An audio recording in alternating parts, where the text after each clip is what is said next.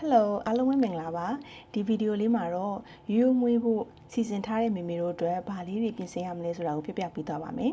အဲ့တော့အရှိဗီဒီယိုလေးတစ်ခုတုန်းကရိုးမွေးခြင်းရဲ့ကောင်းတဲ့အချက်တွေပေါ့နော်ကောင်းကွက်လေးတွေကိုချမ်းမို့လို့ပြပြခဲ့တယ်ဆိုတော့အဲ့ဒီအောက်မှာလည်းရိုးမွေးဖို့အားရှိသွားတဲ့မေမေလည်းအများကြီးတွေ့ရတယ်လို့မွေးပြီးသွားတဲ့ရိုးမွေးပြီးသွားတဲ့မေမေတွေရဲ့အားပေးစကားအသံလေးလည်းတွေ့ရတယ်ပေါ့နော်တအားကိုချစ်ဖို့ကောင်းတဲ့မေမေတို့ရဲ့အချင်းချင်းပေါ့နော်အားပေးလိုက်ကြတဲ့ comment လေးလည်းအများကြီးတွေ့တော့ရှင်ထဲမှာနွနွထွေးထွေးလေးဖြစ်သွားပါတော့တကယ်လည်းချစ်ဖို့ကောင်းပါတယ်ဆိုတော့ဒီဗီဒီယိုလေးမှာကျမတို့ရိုးမွေးဖို့အတွက်ဘာလေးတွေပြင်ဆင်ဖို့လုပ်မလဲဆိုတဲ့အချက်လေးတွေကိုပြပြကြည့်အောင်ပေါ့နော်အဲ့တော့ဒါလေးတွေကိုစဉ်းစားထားပြီးတော့ပေါ့ကိုရိုးမွေးဖို့ဘယ်လိုလေးတွေပြင်ဆင်မဲဆိုတာလေးတွေးထားလို့ရပါတယ်ပထမဦးဆုံးတစ်ချက်အနေနဲ့ကတော့မိမိတို့အနေနဲ့ကိုလက်လှူရှားမှုလေးတစ်ခုခုတော့လုပ်ပေးဖို့လိုပါလိမ့်မယ်เนาะအိမ်မှာပဲအညောင်းထိုင်နေရမျိုးမဟုတ်ပဲねပေါ့เนาะကိုလက်လှူရှားမှုဆိုတာအရန်ကိုထူထူကြီးကြမ်းကြမ်းနိုင်လုပ်ဖို့မဟုတ်ပါဘူးပေါ့เนาะနည်းနည်းပေါ်ပါတဲ့လမ်းလျှောက်တာရေကူးတာလေးလုပ်လို့ရတယ်လမ်းလျှောက်မယ်ဆိုလို့ရှိရင်လည်းတစ်ရက်ကိုမိနစ်30လောက်ပေါ့เนาะတစ်ပတ်ကို9ရက်6ရက်လောက်လုပ်ပေးလို့ရပါတယ်9ရက်အပြည့်လုံးလုပ်စရာတော့မလိုဘူးပေါ့เนาะကိုလက်လှူရှားမှုလေးလည်းဖြစ်အောင်လို့အကယ်၍အဆင်ပြေရဆိုရင်ဒီ pregnancy yoga class တွေပေါ့နော် yoga အကျင့်တာလေးပေါ့နော်အခုဆိုလဲချမ်းမို့ yoga class ကို join နေဆိုအဲ့လိုမျိုးလေးလုပ်ပေးလို့ရတယ်သူလည်းနေ့တိုင်းလုပ်စရာမလိုဘူးတစ်ပတ်ကိုတစ်ရက်နှစ်ရက်เนาะတစ်ခါဆော့ရဲဆိုလို့ရှိရင်မိနစ်30လောက်ဆိုရင်တော်တော်လေးလုံလောက်ပါတယ်ဒီလိုမျိုးလေးလုပ်ပေးလို့ရတယ်ပေါ့နော်နောက်တစ်ခုကကြတော့အစားအသောက်မှာကောင်းကောင်းလေးစားပေးဖို့လိုပါတယ်ကောင်းကောင်းစားမယ်ဆိုတဲ့နေရာမှာအများကြီးစားဖို့မဟုတ်ပါဘူး။ဘိုက်ထဲမှာကလေးလေးရှိနေတဲ့အတွက်တချို့သောမေမေတွေကကြတော့စိတ်ပူပြီးတော့နှစ်ယောက်စာစားဖို့အတွက်ကိုစဉ်းစားကြပါတယ်။အမှန်တကယ်ကတော့နှစ်ယောက်စာစားဖို့လုံးဝမလိုအပ်ပါဘူး။ပြောရမယ်ဆိုလို့ရှိရင်ကိုယ်စားနေကြအစားအစာတွေထဲမှာအာဟာရတက်ပြေဝဖို့ကတော့အဓိကအရေးကြီးဆုံးပါ။အာဟာရတက်ပြေဝမယ်အာဟာရကိုမျှမျှတတလေးစားမယ်။အသီးရွက်တွေစားမယ်ဟင်းသီးဟင်းရွက်တွေနော်သစ်သီးဝလံတွေဒါလေးတွေကိုလည်းမျှတအောင်စားပေးပါ။ပြီးတော့ပေါ့နော်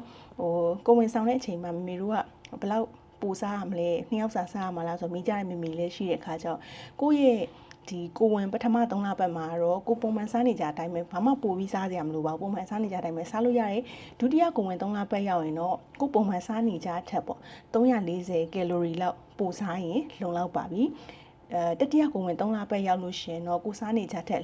450ကယ်လိုရီပိုစားလို့ရှင်လုံလောက်ပါတယ်လို့ပြောချင်ပါတယ်နော်ပြီးတော့နောက်ထပ်တစ်ခုအနေနဲ့ကကြတော့မေမေတို့အနေနဲ့အေးရေးဝဝအိပ်ပေးပါတနေ့ကို8နာရီပေါ့နော်8နာရီလေးအေးရေးဝဝလေးအိပ်ပေးပါလို့ပြောချင်ပါတယ်ပြီးတော့ရေလေးများများတောက်ပါနော်ရေများများတောက်ပါအခါကျရင်ကိုယ်လေးအလုပ်တွေများလို့ရှိရင်ရေတောက်ဖို့မေ့နေတာမျိုးရှိတယ်အဲ့တော့အဲ့ချိန်ရောက်ရှင်ကိုပြန်ပြီးတော့သတိပေးပေါ့နော်တရက်ကို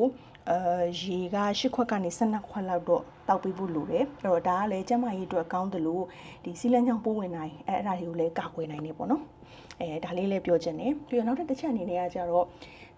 မိမိရဲ့စိတ်ကိုကြိုတင်ပြီးတော့ပြင်ဆင်ထားပါလို့ပြောချင်ပါတယ်ဘာလို့လဲဆိုတော့လေကိုဝင်ဆောင်မိမိတွေဖြစ်တဲ့အလျောက်ကို့အတွက်ထက်ဗိုက်ထဲကကလေးလေးရဲ့နော်အပိုက်ထဲကလေးလေးကိုတအားစိတ်ပူကြရဖြစ်တဲ့အတွက်ကြောင့်မလို့စိတ်ဖိစီးမှုတွေများတယ်ကွယ်ကလေးလေးအတွက်ကိုတခုလုံးလဲလို့ရှင်ကလေးလေးဘာဖြစ်သွားမလဲဆိုတဲ့စိတ်ဖိစီးမှုတွေအများများတယ်ရိုးမွေးမှာဆိုတဲ့အခါကျတော့လေပို့ပြီးတော့စိတ်ပူပန်းရပြန်တော့ဒါတွေအများများတဲ့အတွက်ကြောင့်မလို့ဒီအမြဲတမ်းစိတ်ပူပန်မှုတွေပေါ့နော်စိတ်ပူပန်မှုတွေကိုရှော့ချပြီးတော့ဒီကိုအောင်မြင်မြင်နဲ့ဒီပိုက်ထဲကကလေးလေးကိုမွေးဖွားနိုင်မှုအတွက်ရှေ့ရှုပြီးတော့စိတ်ထဲမှာအကောင်းဆုံးအောင်မြင်မြင်နဲ့မွေးဖွားနိုင်မှာဆိုတဲ့စိတ်ကလေးကိုအမြဲတမ်းထားပြီးပါအဲ့လိုလုပ်တဲ့အခါမှာစိတ်လေးအေးချမ်းနေเนาะပြီးတဲ့အခါကျလို့ရှိရင်လည်းကိုယ့်အတွက်ကိုလည်းကြိုတင်ပြင်ဆင်ရရောက်တယ်ပေါ့နော်နောက်ထပ်တစ်ချက်ကတော့ကိုယ့်ရဲ့ပြနေကြ OG နဲ့တည်တည်ချာချာလေးတိုင်ပင်မှာဆွေးနွေးပါလို့ပြောချင်ပါတယ်။ဘာလို့လဲဆိုတော့ကိုပြနေကြ OG ဒီကိုအကြောင်းကိုပို့ပြီးတော့ခါခါနာသိနိုင်တယ်။ကိုယ့်ရဲ့ကျန်းမာရေးအခြေအနေတွေကိုလည်းပုံမှန်လင်းလင်းပြောလို့ရတယ်ဆွေးနွေးလို့ရတယ်တိုင်ပင်လို့ရတယ်ပေါ့နော်။ပြီးတော့ကလေးလေးရဲ့အခြေအနေကောင်းသလားပေါ့နော်။ကလေးလေးအခြေအနေအနေထားမှန်သလားပေါ့ဒါလေးတွေလည်းတခြားတိုင်ပင်ဆွေးနွေးလို့ရတာဖြစ်တဲ့အတွက်ကြောင့်ကိုယ့်ရဲ့ OG နဲ့ကိုယ့်ရဲ့ဖြစ်ကြောင်းကုန်စင်လေးတွေကိုကျန်းမာရေးအခြေအနေလေးကိုတခြားလေးဆွေးနွေးပါလို့ပြောချင်ပါတယ်။ပြီးတော့လေ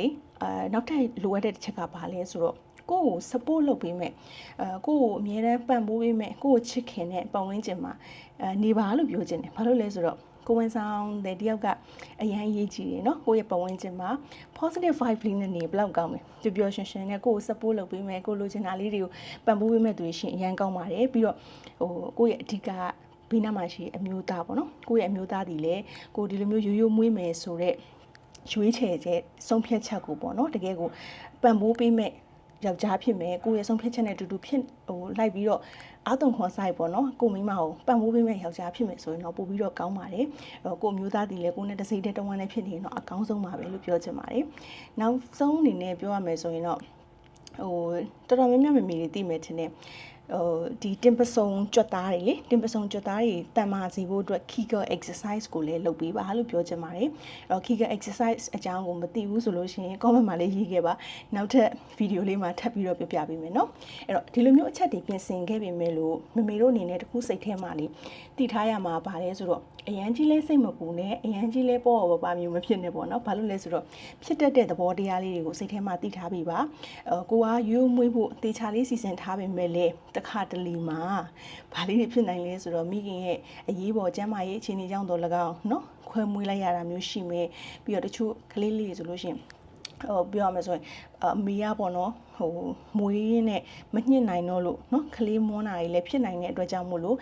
ဘာတွေဖြစ်နိုင်လဲဆိုတော့ရိုးရိုးတော့မွေးတာပဲဒါပေမဲ့ကလေးလေးကိုမညှစ်နိုင်တော့တဲ့ခါမျိုးကြလို့ရှိရင်ဒီညက်နဲ့ဆွဲမွေးရတာတို့เนาะနေစုံမွေးရတာတို့ဒါမျိုးလေးတွေလည်းရှိနိုင်ပါတယ်အဲ့တော့ဒါလေးတွေကိုလည်းကြိုတင်ပြီးတော့တွေးထားဖို့လိုပါတယ်เนาะဒါကိုဖြစ်မယ်လို့ပြောတာမျိုးမဟုတ်ဘူးเนาะဒါပေမဲ့မေမေတို့အနေနဲ့ဒါဒီဖြစ်နိုင်တဲ့အခြေအနေမျိုးရှိနိုင်တယ်ဆိုတာလေးကိုစိတ်ထဲမှာထားပေးပါလို့ပြောချင်ပါတယ်အဲ့တော့ရိုးရိုးမွေးကြမယ်မေမေတို့အားလုံးအဆင်ပြေကြပါစေနောက်ထပ်ဗီဒီယိုတွေမှာပြန်ပြီးတော့တွေ့ကြမယ်เนาะတတား